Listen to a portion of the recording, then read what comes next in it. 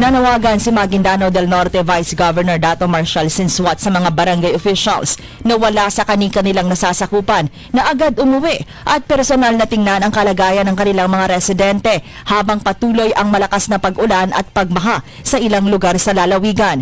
Ayon kay Sinswat, mahalagang maging present at aktibo ang mga opisyal sa panahon ng kalamidad para mabilis na matugunan ang pangangailangan ng mga apektadong pamilya.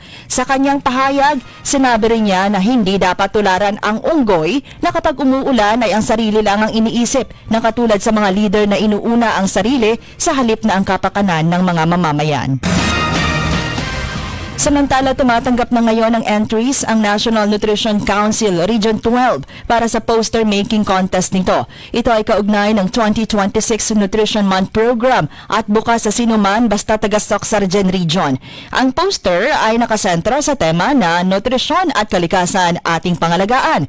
Itatampok sa poster-making contest ang kahalagahan at relasyon ng nutrition, food systems, environmental protection at climate change actions. Deadline ng submission of entries ay sa July 16, 2026. Maaari itong isumite sa NNC Regional Office na matatagpuan sa second floor ng Gin Building, Purong Sariling Atin, Odi Street, General Paulino Santos sa Coronadal City.